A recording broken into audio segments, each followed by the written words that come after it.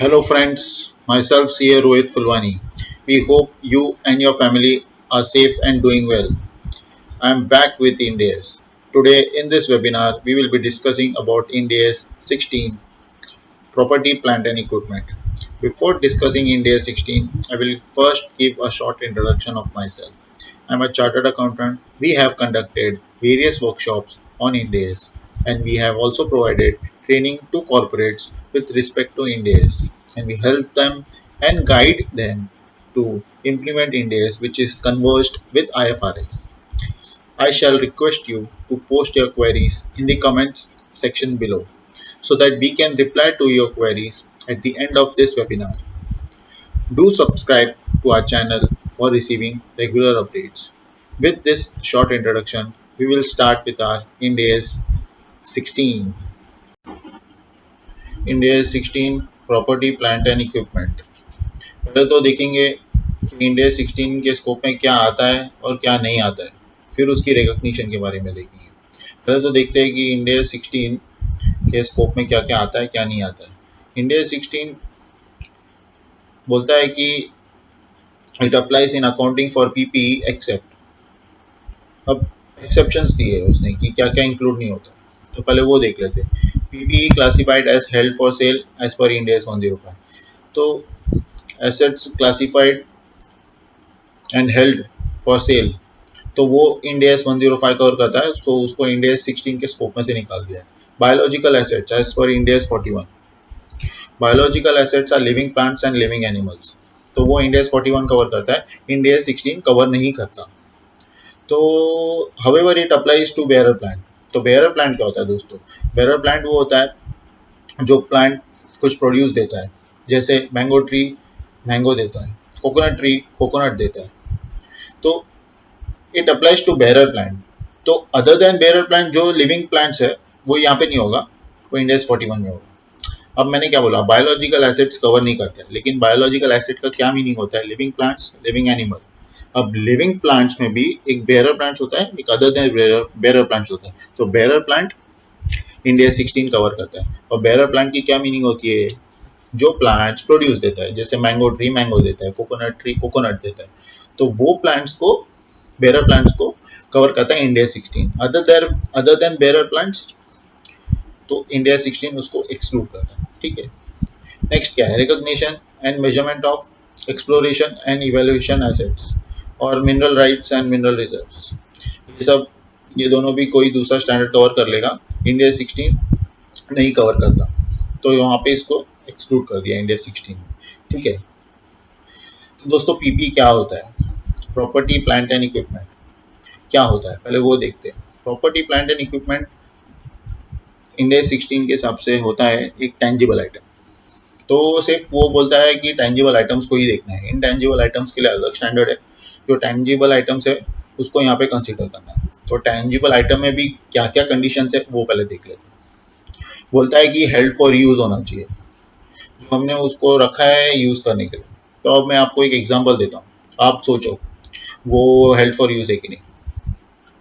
Safety assets, या समझो कि fire extinguisher. Fire extinguisher held for use है कि नहीं. आप तो बोलोगे सर जी मेरे धंधे में मैंने फायर एक्सटिंग्विशर रखा है, लेकिन फायर एक्सटिंग्विशर को तो मैं यूज़ करता ही नहीं, आज नहीं यूज़ करता, लेकिन कभी तो यूज़ करूँगा. चलो ठीक है, आप आज नहीं यूज़ करते हो, कभी तो यूज़ करोगे. लेकिन जो इंडिया 16 है, प्रॉपर्टी प्लांट एंड इक्विपमेंट, वो बोलता है आप आज यूज़ नहीं कर रहे हो, लेकिन आप इनडायरेक्टली कभी ना कभी उसको यूज़ करोगे, कभी ना कभी आपको बेनिफिट मिलेगा उससे. तो डायरेक्ट बेनिफिट नहीं मिल रहा है, तो इनडायरेक्ट बेनिफिट तो आपको मिल रहा है. ठीक है. तो आप, तो you are holding it for use only. PP direct नहीं, इनडायरेक्टली भी बोलता है सोचने के लिए, हमें वो भी देखना है, इनडायरेक्टली भी देखना है. इसलिए समझो फायर एक्सटिंग्विशर्स भी है तो वो भी यहाँ पे कवर हो जाएंगे. ठीक है. फिर क्या बोलता है? It is in the production और supply of goods and services. आप अपने धंधे के लिए उसको यूज कर रहे हो, उसका मीनिंग यही है. और बोलता है या तो फिर आप रेंटल के लिए दे रहे हो, और फॉर रेंटल टू अदर्स. आप बोलोगे कि सर जी आपने इंडेस 40 बढ़ाया था इन्वेस्टमेंट प्रॉपर्टी, तो आपने बोला था कि जो रेंटल पे या कैपिटल अप्रिसिएशन के लिए प्रॉपर्टी होती है वो तो इन्वेस्टमेंट प्रॉपर्टी होती है. तो इसमें भी तो बोलता है tangible items. That are held for rental to others. तो मैं बोलूँगा आपको कि जो इन्वेस्टमेंट प्रॉपर्टी होती है ना, वो सिर्फ कवर करता है लैंड और बिल्डिंग। जो लैंड और बिल्डिंग होता है that is held for rental, तो वो वहाँ पे कवर होता है। यहाँ पे तो कोई भी एसेट्स हो सकता है other than land and building, तो वो यहाँ पे कवर होएगा। यहाँ पे क्या लिखा है, कोई भी tangible item held for rental to others, ठीक है, तो वो other than land and building रहेगा, तो वो यहाँ पे कवर हो जाएगा आपका, ठीक है। और फॉर एडमिनिस्ट्रेटिव पर्पस, एंड और एक कंडीशन देता है, बोलता है expected to be used during more than one period. एक पीरियड से ज्यादा आपको अगर यूज आता है अपने बिजनेस में, तो आप उसको पीपी कंसिडर करो। तीन कंडीशन है, held for use in the production और सप्लाई ऑफ गुड्स और सर्विसेज, और फॉर रेंटल टू अदर्स, और expected to be used more during more than one period. तीन कंडीशन सेटिस्फाई हो गई तो आपका ये पीपी के डेफिनेशन में आ जाएगा, ठीक है। अब उसको रिकॉग्नाइज कब करना है, उसकी भी कंडीशन है। It is to be recognized if it is probable that future economic benefits associated with the item will flow to the entity. अब मेरे को एक बात बताओ, फ्यूचर इकोनॉमिक बेनिफिट्स मिलना चाहिए अपने को। अब मैं विंटेज कार लेके रखा हूँ कंपनी में, तो अब मैं विंटेज कार, क्या मेरे को रिकॉग्निशन करनी है कंपनी के फाइनेंशियल स्टेटमेंट्स में? नहीं करनी है। क्यों? क्या विंटेज कार मेरे को कुछ इकोनॉमिक बेनिफिट देने वाला है? नहीं देगा मेरे को। वो तो मेरा इच्छा है, मेरी ख्वाहिश है, इसलिए मैं विंटेज कार अपने पास रख के रखा हूँ। वो मेरे को कोई बेनिफिट नहीं देगा, तो वो ये कंडीशन सेटिस्फाई नहीं करेगा, तो वो इधर ही रिकॉग्निशन के फर्स्ट प्रिंसिपल में से निकल जाएगा। अब सेकंड प्रिंसिपल क्या है, reliable measurement of cost of the item is possible. आपको कॉस्ट पता होना चाहिए, कौन से अमाउंट पे उसको रिकॉग्नाइज करोगे। आपको और एक एग्जांपल देता हूँ, सेफ्टी इक्विपमेंट इन बिल्डिंग। मैंने आपको फायर एक्सटिंग्विशर का एग्जांपल दिया, मैंने क्या बोला, आप उसको रखा है आपने यूज करने के लिए, आप भले अभी यूज नहीं कर रहे हो, आपको बेनिफिट अभी नहीं मिल रहा है, लेकिन आपको बाद में मिलेगा। इंडिया 16 बोलते हैं आपको इनडायरेक्टली भी देखना है कि आपको बेनिफिट मिल रहा है कि नहीं। इनडायरेक्टली भी बेनिफिट मिला तो भी आपको यहाँ पे कंसिडर करना है। आप भले फायर एक्सटिंग्विशर आज नहीं यूज कर रहे हो, लेकिन आपको परमिशन मिला है, आप समझो बिल्डिंग में बिजनेस कर रहे हो, तो वो आपको रूल्स के हिसाब से समझो फायर एक्सटिंग्विशर लगाना पड़ रहा है, तो उसके वजह से आप बिजनेस कर पा रहे हो, तो इनडायरेक्टली आपको बेनिफिट हो रहा है, तो it is to be recognised here, ठीक है। दो कंडीशन है, फ्यूचर इकोनॉमिक बेनिफिट्स और रिलायबल मेजरमेंट ऑफ कॉस्ट। ये कंडीशन आपकी मीट हो गई तो आपको रिकॉग्निशन मिल गया, ठीक है। अब मैंने क्या बोला था, इंडेस 2 में इन्वेंट्रीज में हमने डिस्कस किया था स्पेयर पार्ट्स। स्पेयर पार्ट्स क्या बोलता है, स्पेयर पार्ट्स अगर आपको बेनिफिट दे रहे हैं मोर देन वन पीरियड के लिए, तो आपको इंडेस 16 में कवर करना है, वरना आपको इन्वेंट्रीज में कवर करना है, ठीक है। अब मोर देन वन पीरियड मतलब समझो 2 साल दे रहा है आपको बेनिफिट, तो डिवाइड बाय 2 करके आपको डेप्रिसिएशन ले सकते हो आप उसको। या तो आप समझो लेस देन वन पीरियड है, तो लेस देन वन पीरियड तो वैसे भी वो पूरा पीएनएल में चले जाएगा, तो आपको वो पीपीई में नहीं लेके आना है, वो आपके लिए इन्वेंट्री हो, ठीक है। अगला क्या बोलता है, measurement at recognition. First time recognise करोगे तो किस पे करना है, आपको कॉस्ट पे रिकॉग्नाइज करना है, ठीक है। अब एलिमेंट्स ऑफ कॉस्ट देखते क्या होता है। परचेज कॉस्ट, परचेज कॉस्ट क्या होता है, परचेज कॉस्ट जिस भाव पे आप खरीदते हो, ठीक है, वो परचेज कॉस्ट हो गई। Directly attributable and necessary cost, और cost of dismantling and restoration. तीनों में देखते हैं हम क्या क्या होता है। परचेज कॉस्ट, परचेज कॉस्ट में क्या है, परचेज प्राइस लेने का, फिर including import duties and non refundable purchase taxes. जो टैक्सेस का आपको रिफंड नहीं मिलेगा वो आपको वहां पे ऐड करना है परचेज कॉस्ट में। और क्या डिडक्ट करना है, ट्रेड डिस्काउंट्स एंड रिबेट्स, ये डिडक्ट करना है। फिर डायरेक्टली एट्रीब्यूटेबल कॉस्ट क्या होता है, डायरेक्टली एट्रीब्यूटेबल कॉस्ट वो कॉस्ट होता है, तो वो आप इंकर कर रहे हो, एसेट परचेज किया इसलिए इंकर किया, तो वो कॉस्ट डायरेक्टली एट्रीब्यूटेबल कॉस्ट होता है। अब एसेट ही नहीं परचेज करोगे तो वो कॉस्ट भी इंकर नहीं होगा, तो डायरेक्ट रिलेशन होना चाहिए कॉस्ट का, तो वो आपको इंक्लूड करना है उसको एसेट के कॉस्ट में, ठीक है। अब cost of dismantling and restoration, ये क्या होता है, आप आपको एक एग्जांपल बताता हूँ। आज मैंने आपको रेंट पे कोई प्रीमाइसिस दिया, आप मेरे को बोलते हो सर जी मेरे को प्रीमाइसिस तो आपने रेंट पे दिया, लेकिन मेरे को उसमें क्या करना है, थोड़ा डिवीजन बनाना है, मेरे को ना डिवीजन बना के यूज करना है। तो मैं बोलूँगा चलो आप डिवीजन बना दो उसमें और यूज करो। तो मैंने क्या बोला, आप डिवीजन बना के यूज करोगे, चलो आप 3 साल बाद मेरे को प्रॉपर्टी दोगे ना, ये सब डिवीजन जो बीच में बना है ना, उसका जो कॉस्ट है ना, वो निकालने का कॉस्ट तेरा, वो कॉस्ट जो भी निकालने का रहेगा ना उसको डिविजन्स को, वो कॉस्ट तेरा। तो अब तुम लोग को कॉस्ट लग गया, तो वो कॉस्ट पता है, आज ही पता है कि वो कॉस्ट 3 साल के बाद जब मेरे को रिटर्न करना है प्रॉपर्टी, तो वो कॉस्ट मेरे को लगेगा। तो वो कॉस्ट भी हमको ऐड करना है परचेस कॉस्ट में। तो वो कौन से वैल्यू पे करेंगे, कौन से अमाउंट पे करेंगे ऐड, प्रेजेंट वैल्यू, उसकी प्रेजेंट वैल्यू निकालेंगे। सपोज कि मेरे को 10 लाख का कॉस्ट लग जाएगा 3 साल के बाद, तो 10 लाख का कॉस्ट 3 साल के बाद लगेगा, तो मेरे को आज के प्रेजेंट डेट पे उसका प्रेजेंट वैल्यू निकालना पड़ेगा। तो प्रेजेंट वैल्यू निकाला, तो प्रेजेंट वैल्यू ऐड कर दिया परचेस कॉस्ट में। लेकिन आप एंट्री क्या मारोगे, एसेट को डेबिट कर दिया आपने, तो क्या करोगे, टू प्रोविजन क्रिएट कर दोगे, provision for cost of dismantling and removing the item, ऐसा प्रोविजन बना दोगे। तो अभी 10 लाख से तो कम आपका, अभी समझो 8 लाख आ गया प्रेजेंट वैल्यू, तो 8 लाख आपने रिकॉग्नाइज कर दिया, प्रोविजन भी 8 लाख की रिकॉग्नाइज कर दी। अब 8 लाख आपको 3 साल बाद तो कितना देना है, 10 लाख देना है। तो अब वो 8 लाख को तो 10 लाख पे लेके आना पड़ेगा, और वो जैसे ही 1 साल खत्म होएगा, 2 साल खत्म होगा, 3 साल खत्म होगा, तो उसको फाइनेंस कॉस्ट करके पीएनएल में डेबिट करना पड़ेगा और उसको प्रोविजन को क्रेडिट करना पड़ेगा। तो ऐसे फाइनेंस कॉस्ट को डेबिट करते जाएंगे, तो 3 साल में वो 10 लाख हो जाएगा, और जिस दिन हम उसको 10 लाख देंगे तो 10 लाख भी वहां से निकल जाएगा बैलेंस शीट से, ठीक है, वो लायबिलिटी निकल जाएगी। अब एग्जांपल देखते हैं, डायरेक्टली एट्रीब्यूटेबल कॉस्ट का एग्जांपल क्या है, site preparation, initial delivery and handling cost. अब एसेट परचेज किया तो इनिशियली डिलीवरी कॉस्ट रहता है, हैंडलिंग कॉस्ट रहता है, तो वो तो डायरेक्टली एट्रीब्यूटेबल है, तो वो तो आपको उसमें ऐड करना ही है। फिर इंस्टॉलेशन चार्जेस, असेंबली चार्जेस, तो ये भी एकदम डायरेक्टली एट्रीब्यूटेबल है, तो वो भी ऐड करना है। अब एक ये देखते हैं कि कॉस्ट कौन सी नहीं लेनी है, कौन सी कॉस्ट डायरेक्टली एट्रीब्यूटेबल नहीं है, वो देखते हैं, उसकी एग्जांपल देखते हैं। तो समझो कि स्टाफ की ट्रेनिंग, एसेट परचेज किया उसको यूज करवाना है, लैपटॉप परचेज किया फॉर एग्जांपल, उसको कैसे यूज करना है, उसको स्टाफ को ट्रेनिंग दिया, तो वो डायरेक्टली एट्रीब्यूटेबल नहीं है।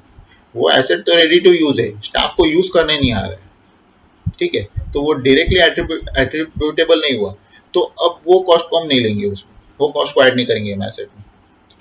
मैंने न्यू फैसिलिटी चालू किया, न्यू साइट चालू किया, वहां पे एसेट परचेज किया, तो अब वो फैसिलिटी, न्यू फैसिलिटी वहां पे चालू किया, न्यू फैसिलिटी के लिए भी कॉस्ट लगा मेरे को, तो वो कॉस्ट भी मैं एसेट से तो डायरेक्टली एट्रीब्यूटेबल नहीं है, तो वो कॉस्ट भी हमको ऐड नहीं करना है एसेट। या न्यू बिजनेस चालू किया तो हमने एसेट परचेज किया, तो जो न्यू बिजनेस के लिए हम कुछ कॉस्ट इंकर करते हैं, तो वो कॉस्ट भी डायरेक्टली एट्रीब्यूटेबल नहीं है, तो वो भी वहां पे ऐड नहीं होगी, ठीक है। और देखो जैसे एडमिनिस्ट्रेशन और जनरल ओवरहेड, वो भी कॉस्ट डायरेक्टली एट्रीब्यूटेबल नहीं है, तो वो भी ऐड नहीं होगी। इनिशियल ऑपरेटिंग लॉस, जैसे कि इनिशियल ऑपरेटिंग लॉस का एग्जांपल आपको दूंगा कि मैंने न्यू बिजनेस चालू किया, समझो कि एंटरटेनमेंट बिजनेस कुछ ऐसा है, तो उसमें मैं समझो टिकट 100 रुपये की होनी चाहिए, और मैं बोलता हूँ कि स्टार्टिंग वाला है तो 25 रुपये में देंगे, तो 25 रुपये में दिया, तो 75 रुपीज़ का मैंने पर टिकट लॉस किया, तो 75 का जो लॉस किया वो हम जो एसेट परचेज करेंगे वो बिजनेस में, वो ऐड नहीं करेंगे उसमें एसेट में, because it is not directly attributable, ठीक है। तो ये एग्जांपल्स हो गए कौन से कॉस्ट उसमें इंक्लूड करने, कौन से कॉस्ट इंक्लूड नहीं करने। अब हम देखते हैं कि PPE acquired in exchange for non monetary asset.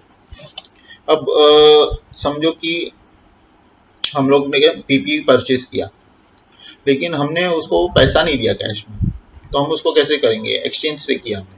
मेरे पास ऐसे एक्सचेंज पीपीई देके पीपीई लिया जरूरी नहीं है, समझो मैंने कि उसको इन्वेंट्री दिया, या उसको मैंने कोई फाइनेंशियल एसेट दिया, ठीक है, कोई या कोई मैंने उसको इन्वेस्टमेंट दिया, उसकी जगह मैंने उससे पीपीई लिया, तो वो पीपी लिया हमने, तो वो जो पीपी एक्सचेंज में हमने लिया उसको कैसे रिकॉर्ड करेंगे? तो वो पीपी को हमको फेयर वैल्यू पे ही रिकॉर्ड करना है, ठीक है। ये देखो, the cost of such item of PP is measured at fair value unless, दो कंडीशन है, वो दो कंडीशन में हमको फेयर वैल्यू पे रिकॉर्ड नहीं करना है, अदरवाइज हमको हमेशा वो पीपी को फेयर वैल्यू पे ही रिकॉर्ड करना है। वो दो कंडीशन क्या है वो देख लेते हैं। दो कंडीशन ये है, the exchange transaction lacks commercial substance. पहली कंडीशन क्या है? The exchange transaction lacks commercial substance. समझो कि मैंने एक मारुति दिया और बदले में मेरे को मारुति मिली, तो वो जो मारुति कार गई और मारुति कार मिली, तो वो एक्सचेंज के बाद मेरा कैश फ्लो में कुछ फर्क नहीं हुआ। कैश फ्लो हमें किसका देखना है? जो एसेट हमें हमारी कंपनी में कैश फ्लो देता है, वो कैश फ्लो देखना है। अब मेरा एसेट गया, एसेट आया, मेरे कैश फ्लो में क्या फर्क पड़ा? कुछ फर्क नहीं पड़ा। मारुति कार गई, मारुति कार आई, मेरे कंपनी में कैश फ्लोज में वो एसेट से कुछ फर्क ही नहीं पड़ा, ठीक है। वो केस में फेयर वैल्यू पे मेजर नहीं करेंगे पीपी को। किस पे मेजर करेंगे वो मैं बताता हूँ आपको, लेकिन ये दो ट्रांजैक्शन है जिस पे हम पीपी को फेयर वैल्यू पे नहीं करेंगे मेजर, ठीक है। पहला था कि exchange transaction lacks commercial substance, दूसरा है कि the fair value of neither the asset received nor the asset given up is reliably measurable. जो मैं एसेट दे रहा हूँ या मेरे को जो एसेट मिल रही है एक्सचेंज में, उस दोनों की भी एसेट की फेयर वैल्यू मेरे को नहीं पता है, ठीक है।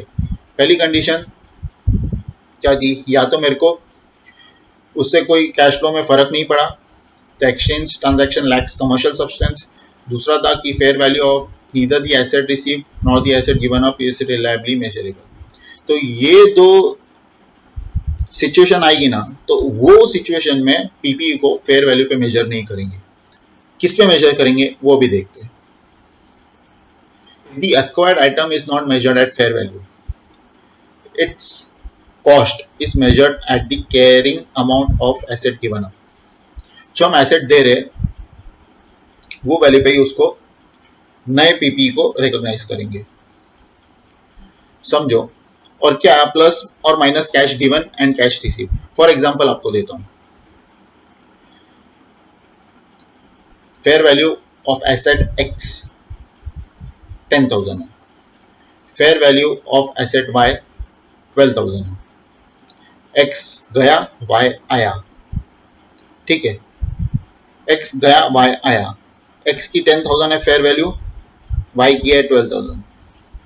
अब exchange transaction lacks commercial substance, तो ये ट्रांजैक्शन से मेरे कैश फ्लो में कुछ अफेक्ट नहीं होगा, तो अब उसको कैसे वैल्यू करेंगे? तो जो एक्स गया मेरा, तो एक्स की जो कैरिंग अमाउंट है ना, उस पर हम वाई को मेजर करेंगे, ठीक है। तो कैरिंग अमाउंट इसकी क्या थी? एक्स की मैंने फेयर वैल्यू बताया था, कैरिंग अमाउंट नहीं बताया। तो जो भी कैरिंग अमाउंट थी एक्स की, वही अमाउंट पे वाई को मेजर कर देंगे। लेकिन समझो कि एक्स की कैरिंग अमाउंट है 5,000 रुपीज, ठीक है। एक्स की कैरिंग अमाउंट है 5,000 रुपीज। अब वाई आया, तो वाई आया, लेकिन मैंने उसको ना, वाई आने के बाद उसको मैंने और 1,000 भी दिया एक्स्ट्रा। तो एक्स गया, वाई आया, 1,000 मैंने उसको दिया और 5,000 मेरी कैरिंग वैल्यू थी एक्स की, ठीक है। तो carrying amount of asset given up कितना हुआ? 5,000 प्लस एसेट, और मैंने कैश कितना दिया उसको? 1,000। तो मैं वाई को कितने पे रिकॉर्ड करूंगा? 6,000 पे, समझा? वापस समझाता हूं। एक्स मेरे बैलेंस शीट में है, वो मैं एक्सचेंज कर रहा हूं उसको, और मेरे बैलेंस शीट में अभी वाई आ गया। मेरे को वाई पे कितने पे रिकॉर्ड करना है? Exchange transaction lacks commercial substance, ठीक है। This exchange transaction lacks commercial substance. अब एक्स गया, वाई आया, वाई को कितने पे रिकॉर्ड करना है वो बता। एक्स की क्या थी कैरिंग वैल्यू? 5,000 रुपये, उसको मैंने एक्स्ट्रा कितना दिया? 1,000 रुपये। तो 6,000 पे उसको करो वैल्यू।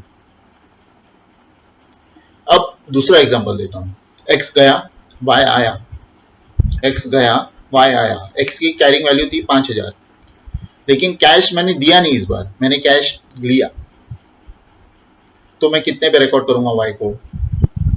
ये केस में मेरे को ऐड नहीं करना पड़ेगा, माइनस करना पड़ेगा,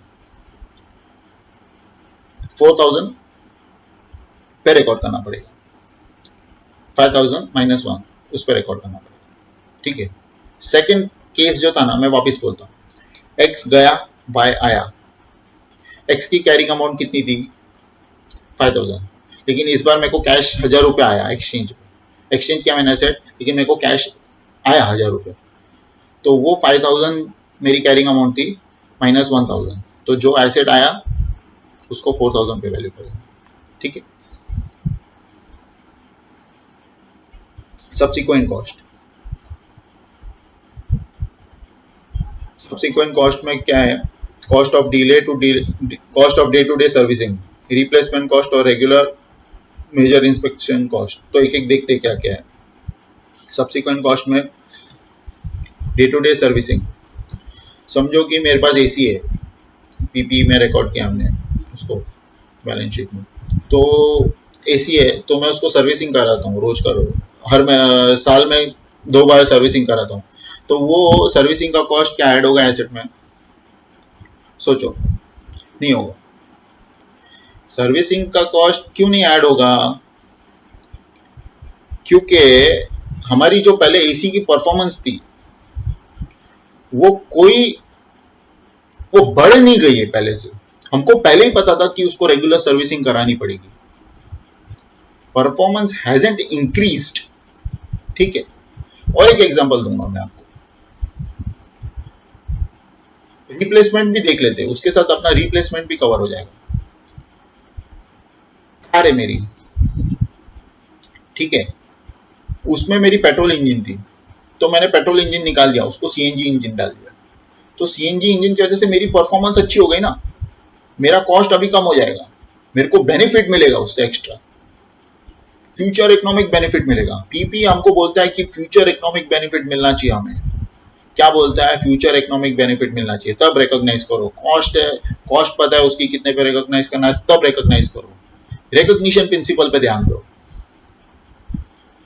तो हमें देखना है परफॉर्मेंस बढ़ रहा है कि नहीं बढ़ रहा है, परफॉर्मेंस इंक्रीज हो रहा है तो यस डेफिनेटली, बेनिफिट मिल रहा है तो definitely you should recognise it as PP. अब सीएनजी का इंजन का मैंने एग्जांपल दिया, पेट्रोल का इंजन निकाल दिया, सीएनजी इंजन डाल दिया, तो मेरे को आगे बेनिफिट है ना।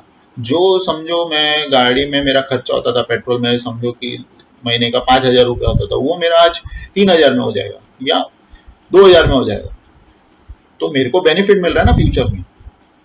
तो यस, तो वो जब मेरे को बेनिफिट मिलेगा ऐसा, तो मेरे को उसको पीपी में रिकॉग्नाइज करना है, पीएनएल में लेके जाना है। अब एसी सर्विसिंग का मैंने बात किया, एसी सर्विसिंग में क्या मेरे को फ्यूचर इकोनॉमिक बेनिफिट मिलेगा? मेरे को पता है उसको सर्विसिंग कराते रहना है कि उसका परफॉर्मेंस उतना ही रहेगा, अगर सर्विसिंग कराएंगे तो परफॉर्मेंस डिग्रेड नहीं होगा, सर्विसिंग रेगुलर सर्विसिंग कराने तो वो रेगुलर जो सर्विसिंग है, डे टू डे सर्विसिंग या ईयर टू ईयर सर्विसिंग, तो वो हमें पीएनएल में लेके जाना है, उसको एसेट में ऐड नहीं करना है, ठीक है। अभी इंस्पेक्शन कॉस्ट भी इंकर होता है, समझो इन केस ऑफ शिप्स या एयरक्राफ्ट। तो समझो शिप्स में क्या होता है कि हर 5-5 साल में आपको, समझो एग्जांपल है कि 5-5 साल में आपको इंस्पेक्शन करानी है, तो इंस्पेक्शन 5-5 साल में करानी है आपको शिप्स की, कि वो बराबर है कि नहीं, आगे चल पाएगी कि नहीं, ऐसा। तो वो एक मेजर कॉस्ट होता है, तो वो मेजर इंस्पेक्शन कॉस्ट होता है। तो लेकिन आपको वो देखना है कि वो जो इंस्पेक्शन कॉस्ट है उसकी वजह से आपको क्या बेनिफिट मिल रहा है, वो देखना है। तो वो केस में क्या करते हैं कि जो शिप है वो एक एसेट रिकॉग्नाइज कर दिया, उसमें अलग 2 पार्ट हो जाता है, एक शिप एक एसेट और एक इंस्पेक्शन कॉस्ट, दोनों अलग रिकॉग्निशन हो गई दोनों की। अब दोनों को अलग से डेप्रिसिएशन लगेगा, हमें बाइफर्केशन क्यों करना है? हमको दोनों को अलग एसेट नहीं दिखाना है, एक शिप अलग और इंस्पेक्शन और शिप की अलग, हमको शिप एक ही एसेट दिखाना है, उसमें एक अदर देन इंस्पेक्शन वाला कॉस्ट रहेगा और एक इंस्पेक्शन कॉस्ट रहेगा। जो इंस्पेक्शन कॉस्ट रहेगा समझो उसकी यूजफुल लाइफ हर 5 साल में कराना है तो डिवाइड बाय 5 करके उसको डेप्रिशिएट कर देंगे, और जो बाकी की कॉस्ट है उसको हम अलग से डेप्रिशिएट करेंगे, for example 8 years 10 years what ever it may be. तो ठीक है ऐसा। अब मैंने आपको सीएनजी इंजन का एग्जांपल दिया, तो अब मैंने समझो कि एक कार है उसकी इंजन निकाल दिया और सीएनजी की इंजन लगा दी, तो जैसे इंजन रिप्लेस हो गई तो जो इंजन गई उसकी कैरिंग अमाउंट डी रिकॉग्नाइज करनी पड़ेगी, और दूसरी जो इंजन आई उसकी जो वैल्यू है वो हमें पीपी में रिकॉग्नाइज करना पड़ेगा। ठीक है, अब सब्सिक्वेंट रिकॉग्निशन कैसे करते हैं वो देखते हैं। आपको ईयर एंड पे आपको देखना है कि पहले तो स्टार्टिंग में हमने कॉस्ट पे रिकॉग्नाइज किया, अब ईयर एंड पे हमें देखना है कि हमारे पास दो ऑप्शन है, या तो कॉस्ट मॉडल फॉलो करो या तो इवैल्यूएशन मॉडल फॉलो करो। कॉस्ट मॉडल में आपको क्या करना है, किस पे रिकॉग्नाइज करना है asset, cost less any accumulated depreciation and any accumulated impairment loss. ठीक है, और इवैल्यूएशन मॉडल पे क्या करना है, रिवैल्यूएशन मॉडल पे उसको फेयर वैल्यू पे लेके आना है। ठीक है, पीपी को, और आपको पीपी को फेयर वैल्यू पे लेके आए तो वो एक ही पीपी को नहीं लेके आना है, जो भी similar entire class of PP है वो सबको रिवैल्यू करना पड़ेगा। आपके पास ऑप्शन नहीं है ये एसेट को करेगा या एसेट को नहीं। For the entire class of PP you have to revalue if you are following revaluation model.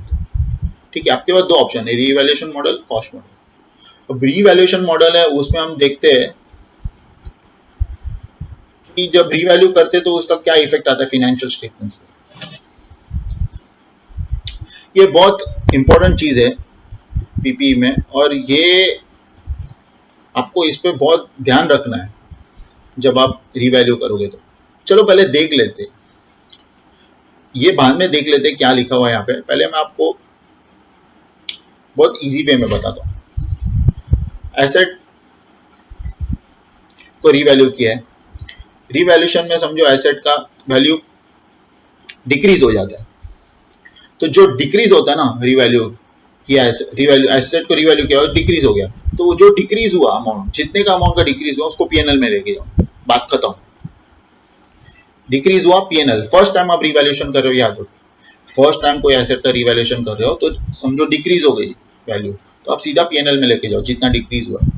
समझो आपने रिवैल्यूएशन किया और इंक्रीज हो गई तो आपको पीएनएल में नहीं लेके जाना, आपको ओसीआई में लेके जाना है, और ओसीआई में लेके जाना है और उसको ओसीआई में लेके गए, फिर बाद में रिवैल्यूएशन रिजर्व करके क्रिएट होगा अदर इक्विटी में, तो उसको वहां पे एक्यूमुलेट करना है। ठीक है, ये फर्स्ट टाइम रिवैल्यूएशन का बात किया। अब सेकंड टाइम जब रिवैल्यूएशन का बात करेंगे तो पहले देखना है पहले क्या किया था। अब एक एसेट है उसको पहले एक रिवैल्यूएशन किया फर्स्ट ईयर में, अब सेकंड ईयर में वापस हम उसको रिवैल्यूएशन कर रहे हैं, तो पहले देखना है कि फर्स्ट टाइम क्या किया हमने। ठीक है, बहुत सिंपल है।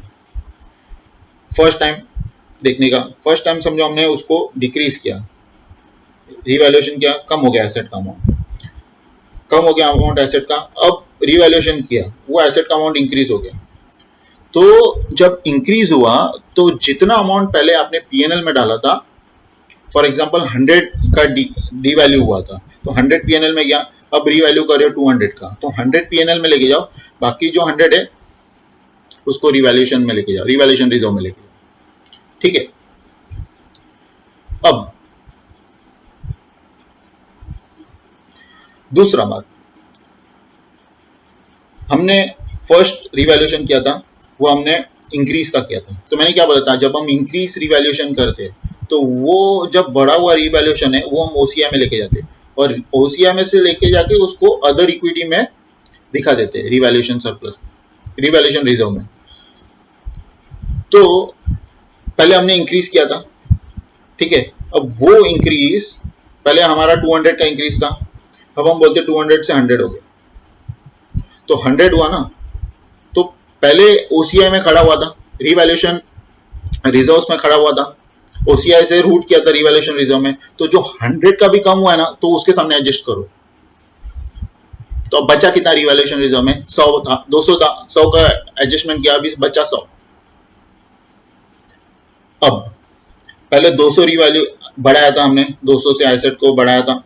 अब वो 200 से हम सोचते हैं नेक्स्ट ईयर वापस आए, हम बोलते हैं हम 300 अभी गिरा देंगे एसेट को, 300 की डी वैल्यू हो गई एसेट, तो 300 नीचे गिरी ना, तो अब 200 तो पड़ा है हमारा रिवैल्यूएशन रिजर्व्स में, तो 200 उधर एडजस्ट करो, 100 पीएनएल में लिखिए।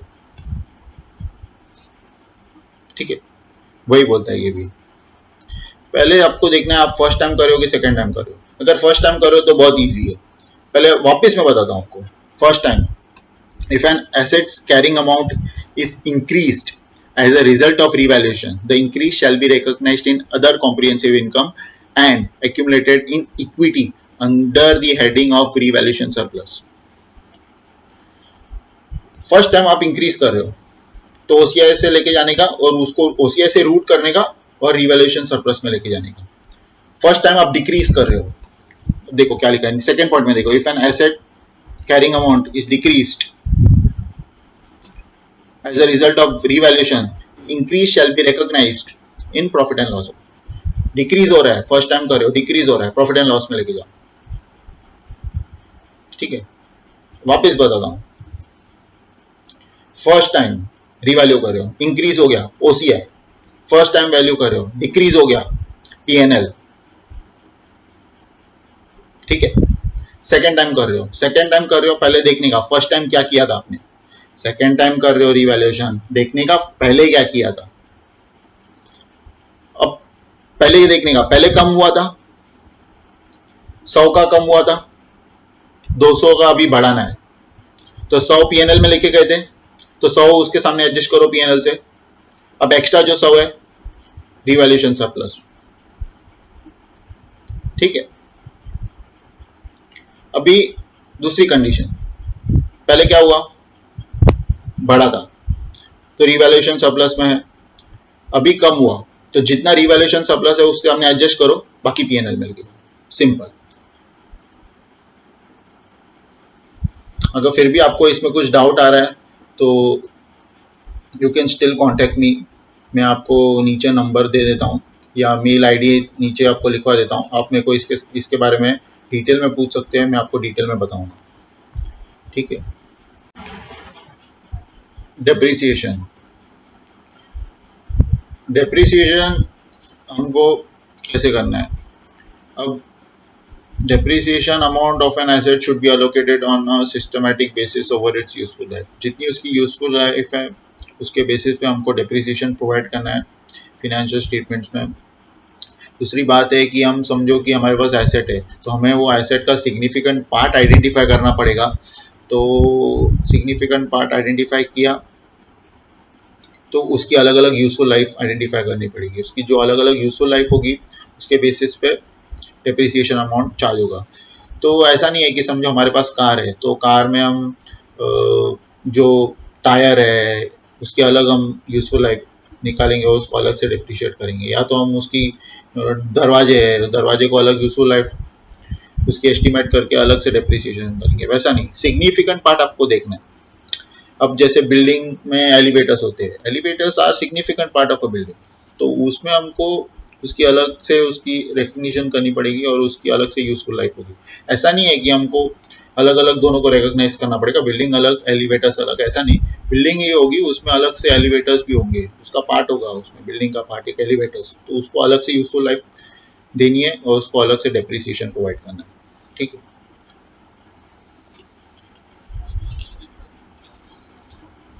और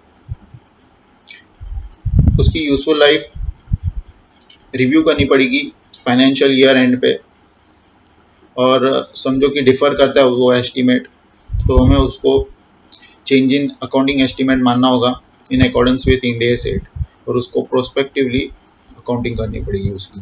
वो हम इंड AS 8 में प्रोस्पेक्टिवली कैसे अकाउंटिंग करते हैं वो डिटेल में देखेंगे। Impairment, impairment Ind AS 36 cover करता है एसेट का, तो पीपीई को इम्पेयरमेंट्स की कैसे अकाउंटिंग करनी है वो इंड AS 36 बताएगा। डी रिकॉग्निशन, अब पीपीई को डी रिकॉग्नाइज कब करना है, जब हम उसको डिस्पोज करेंगे या तो हमको पता है उससे कोई इकोनॉमिक बेनिफिट अब आने वाला है नहीं तो हम उसको डी रिकॉग्नाइज कर देंगे। फिनेंशियल स्टेटमेंट्स में से, ठीक है। जब हमको पता है कोई इकोनॉमिक बेनिफिट नहीं आएगा या हम उसको सच में हम उसको डिस्पोज कर रहे तो उसको कैरिंग अमाउंट को डी रिकॉग्नाइज कर देंगे अपनी फिनेंशियल स्टेटमेंट्स में से, ठीक है। और एक और चीज था वो बोलूंगा कि समझो कोई एसेट हम खुद से बनाते हैं, परचेज नहीं करते, खुद से बनाते हैं, तो उसकी कैसे अकाउंटिंग होगी।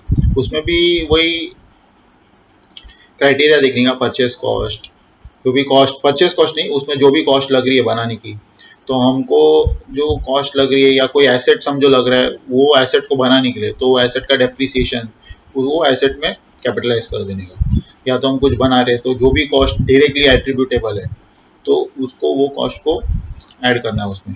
और कहाँ पे दिखाएंगे, कैपिटल वर्क इन प्रोग्रेस करके रहता है फाइनेंशियल स्टेटमेंट्स में, तो हम उसको उसमें दिखाएंगे, ठीक है। So that's all from me for India 16। So take care, जय हिंद, जय भारत।